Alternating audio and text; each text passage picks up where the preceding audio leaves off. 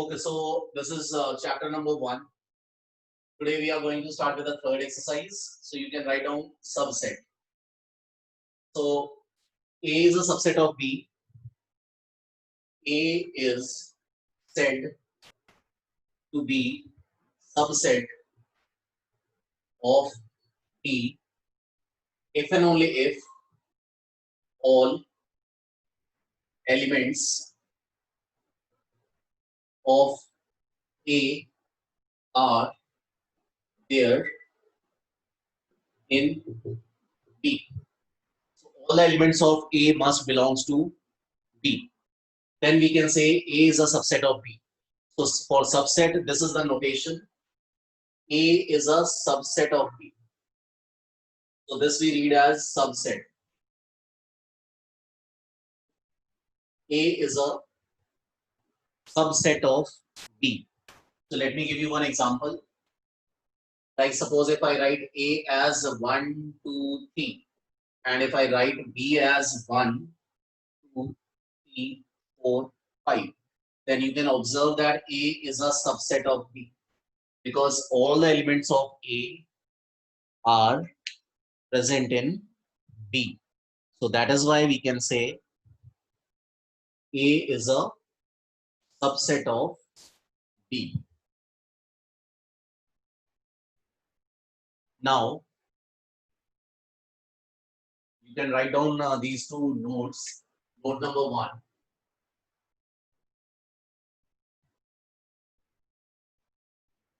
Empty set. Empty set is a subset of all sets. Number 2. Every set is a subset of itself.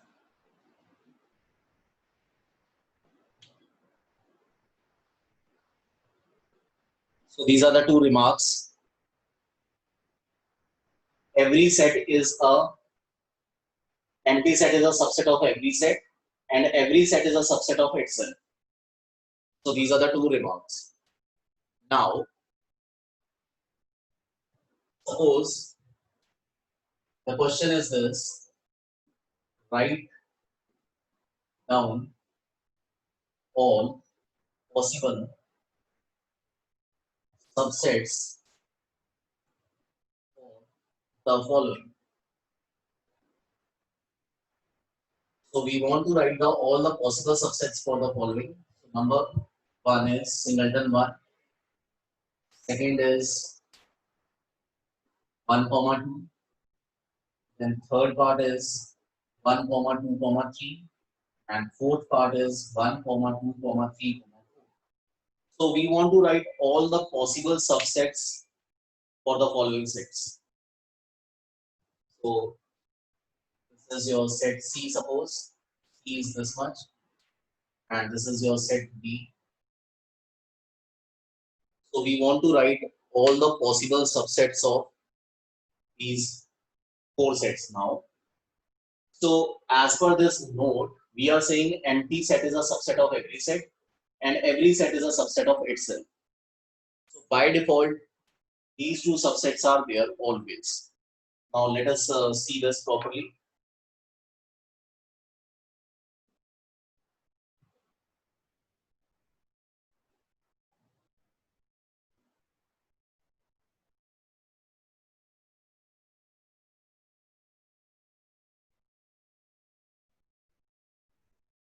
So for the first one, for the A part, possible subsets will be empty set is a subset of every set. Empty set is a subset of every set. So this was the notation for empty. Phi. This was the notation for empty set. And next will be every set is a subset of itself. So that means the singleton one will be there. So these are the two possible subsets for this first one. Now let us write down for the second one. So here again we want to write the all the possible subsets. So again you can say phi and this set 1, 2 will be subset of itself because of this node. Now after that you can write singleton 1 and singleton 2 also. These are the 4 possible subsets for the set B. Now let me write down next C. So for C part, we will try to write all the possible subsets. So when you write, it will be phi, this complete set as it is 1, 2, 3. Now let us write down all the singletons. So single 1, single 2, single 3. Then after that, we will write all the sets with elements, 2 elements. So 1, 2, then 1, 3, and then 2, 3. So these are the 8 possible subsets in this case. Now, by default, empty set and this complete set will be subset of itself. Now, singletons, there will be 3 singletons, singleton 1, singleton 2, singleton 3. Now, we want to write all the sets with which will be consisting of 2 elements. So, how to write that? 1, 2, 1, 3, and 2, 3. Now, always move in forward direction, like 1, 2, 1, 3, 2, 3. Now, if someone says 3, 1, then that is same as 1, 3. So, always move in forward direction. So, when you are writing this, these sets which are consisting of 2 elements, then the way is 1, 2, 1, 3, 2, 3. That's it. So, these are the 8 possible subsets of this particular set. Now, let us see for the fourth part.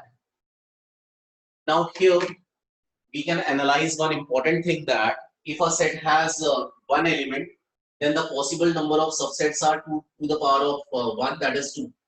If a set has 2 elements, then the possible number of subsets will be 2 to the power 2, that is 4. If a set has 3 elements, then the possible number of subsets will be 2 to the power 3, that is 8. Right? So we have a general formula. If a set has n elements, if a set has n elements, then total number of subsets will be 2 to the power of n. So this is a general thing, that if a set has n elements, then the total number of subsets will be 2 to the power of n.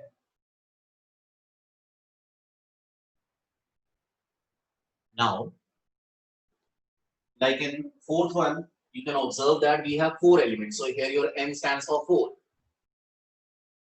That means 2 to the power 4, that is 16 possible subsets we will have.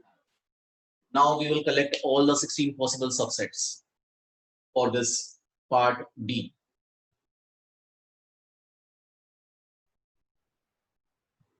So now let us write down all the possible subsets.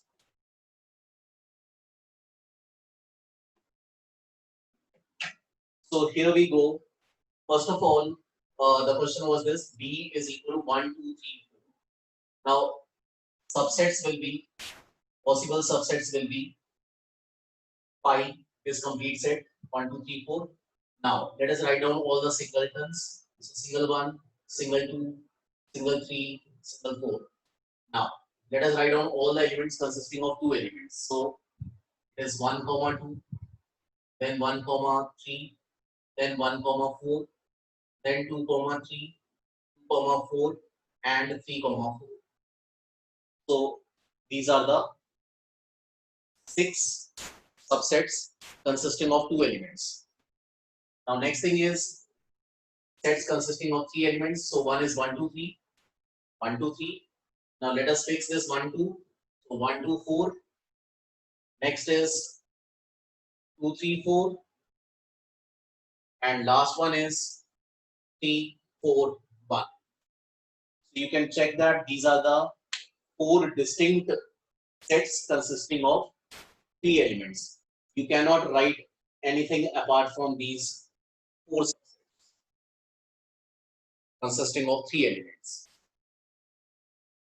So you can check that how many are these now. So 2 plus 4, 6, 6 plus 6, 12, 12 plus 4, 16. So these are the 16 possible subsets. So we had written all the 16 possible subsets for this set B.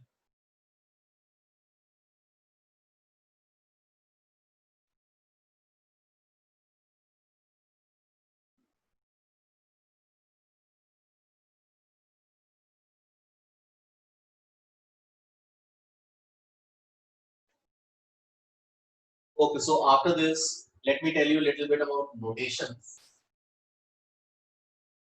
Notations.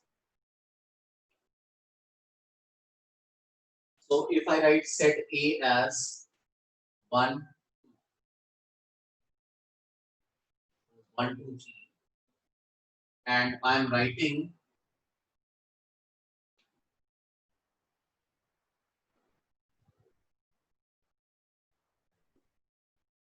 so suppose this set A is given as 1, 2, 3. Now we have to write which one are valid notations and which one are not valid. So suppose if I write 1, 1 bracket of A. So let me first write all the parts and then we will write whether these are correct or wrong notations.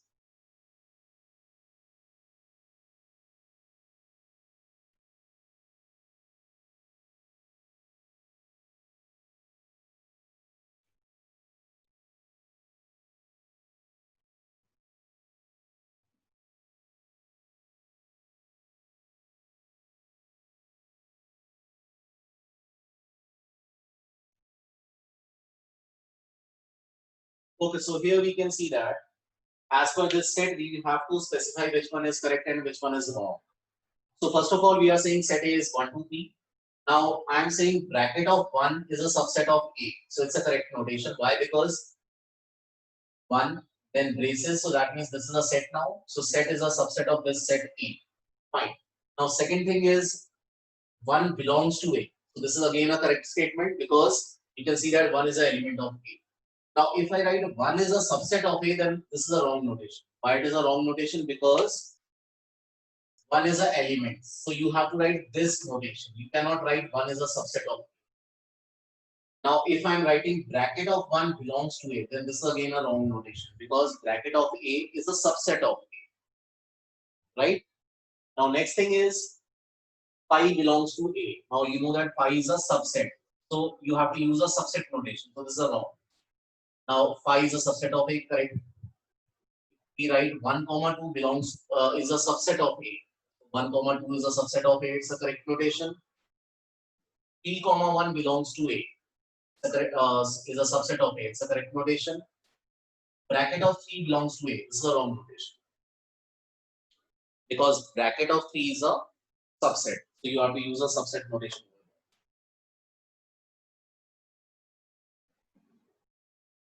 Okay, so let me give you one complex set.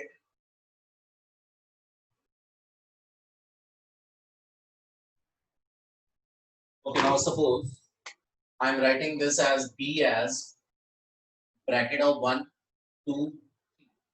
So here I'm taking set within a set. I am taking set within a set. Now, here you have to justify which one are correct and which one are wrong.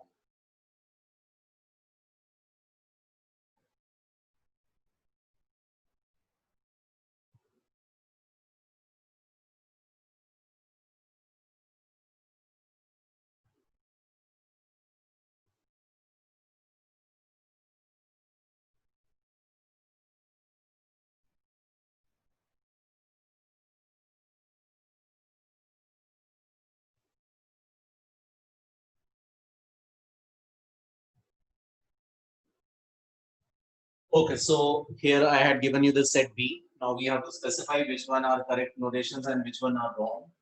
Now I'm saying bracket of 1 belongs to B. So here you can see that complex nature of the set that this element with these bases belongs to B. So it's a correct one because bracket of 1 belongs to B. Now if I write bracket of 2 belongs to B, then it is a wrong notation because bracket of 2 is a subset of B. Pi is a subset of B. Yes, correct. Singleton 1 is a subset of B. It's a wrong notation because singleton 1 with a bracket is a element of B. Now, if I write bracket of 1, then again I am writing bracket, then I had converted this to a set. So now I can write it will belongs to, it will be a subset of B, because now I had converted this to a set. Now when I'm writing 1 comma 2 is a subset of B, this is again a wrong notation because 1 we have with this bracket. So you cannot write 1 without bracket. You cannot say 1 comma 2 belongs to B as per this set. Now after this, the next one. So in the next one,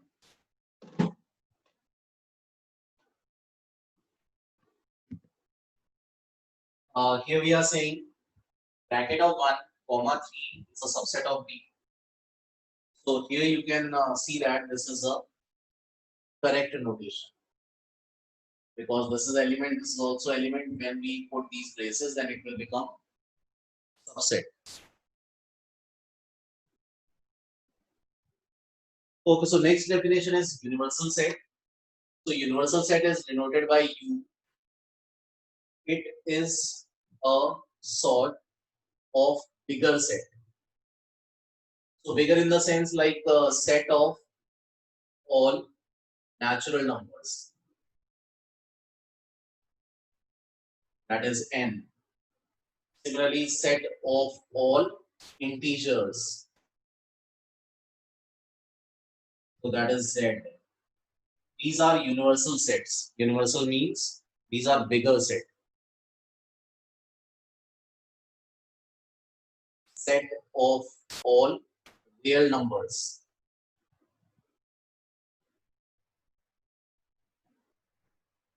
So real numbers are denoted by R. Then we have set of all rational numbers.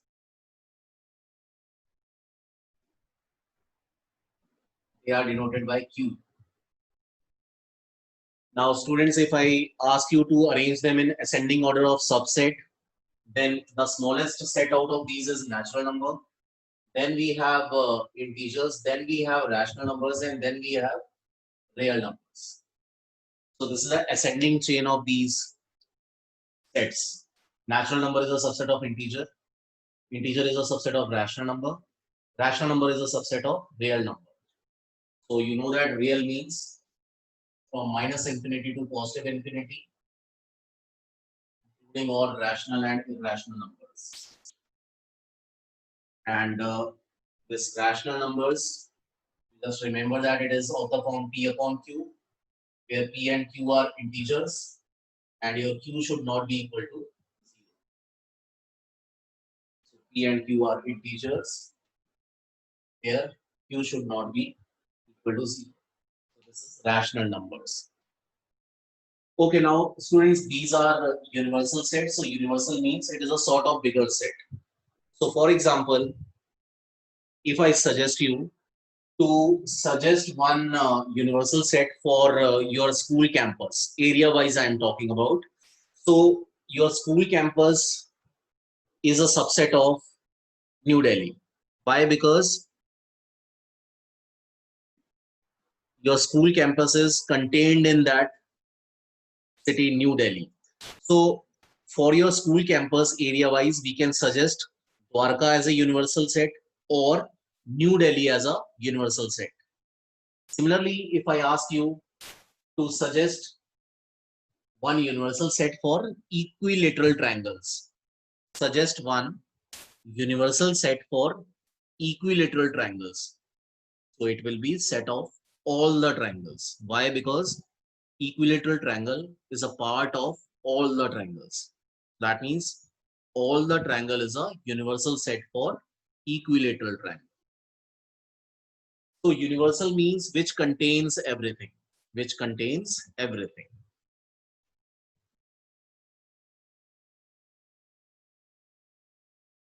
Okay, so after this, we will discuss subsets of R. That is subset of real numbers. They are known as intervals.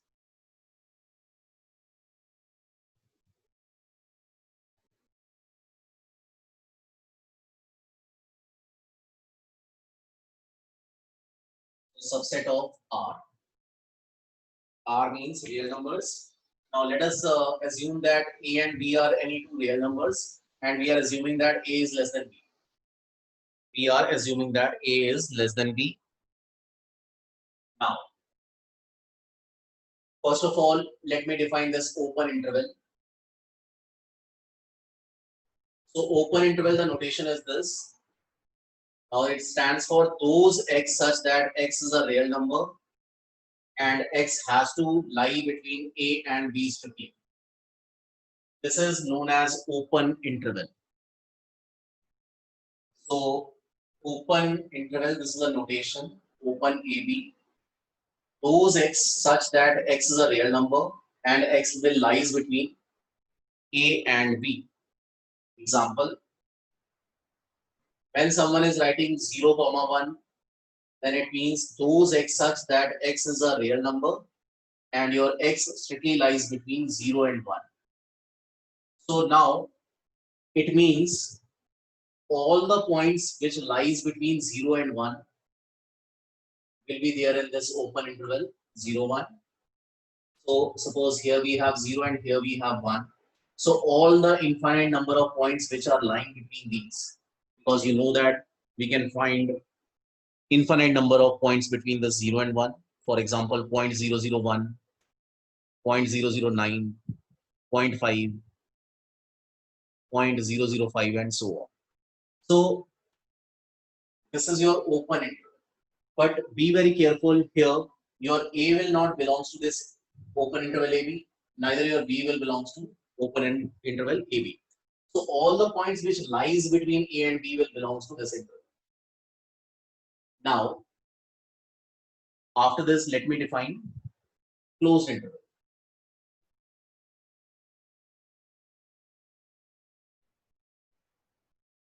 For closed interval, this is the notation. So it means those x such that x is a real number and x has to be between A and B and it can be equal to A and B. So it will be from A to B. So this is your closed interval. So now the difference between this open and closed interval is only this, that here endpoints are not involved and here endpoints are involved. So that is the only difference between this open and closed interval.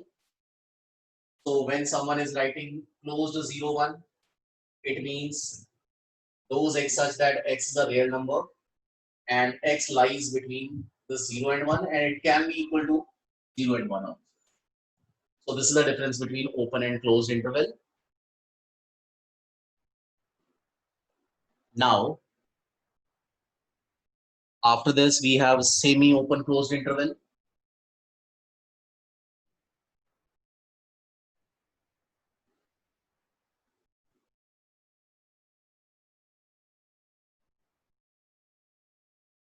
So in semi-open closed interval,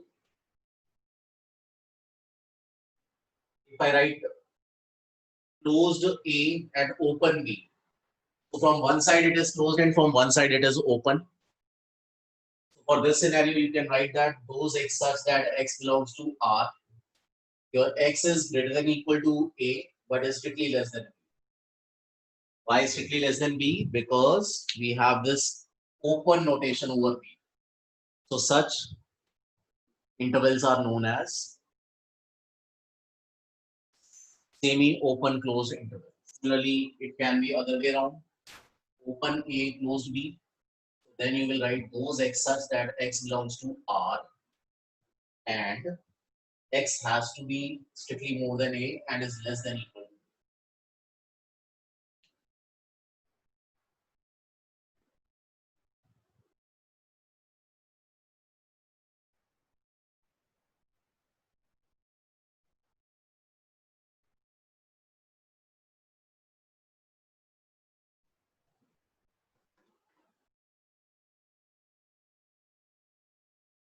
Okay, now this whole number line minus infinity to infinity, this R can be written as minus infinity to infinity.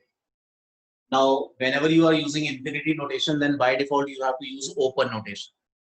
Like suppose if someone say you to plot this on number line, x is strictly more than 1. x is strictly more than 1, then you know that minus infinity, this is positive infinity. So you want to write x is more than 1. On this side, it is more than 1. That means your answer will be open 1 to open infinity. Why we have open 1? Because it is strictly more than 1. That is why I am using open notation. And on infinity, we have to use open notation by default. Similarly, if you want to express this, x is less than equal to 5 on a number line, and you want to express this in interval form. So x is less than equal to 5 means, suppose somewhere here we have 5. Now less means this direction, minus infinity, positive infinity. So your answer will be minus infinity to 5 closed. Now always when you are writing a interval, then you have to move in this direction. A is less than B. So here when you are writing, you have to take this point into consideration first and then 5. So minus infinity open, closed 5. Why closed 5? Because of this equality sign. Because of the equality sign we are using closed notation on 5. So this is how we can define open interval, closed interval, semi-open closed interval, and R can be written as minus infinity to infinity,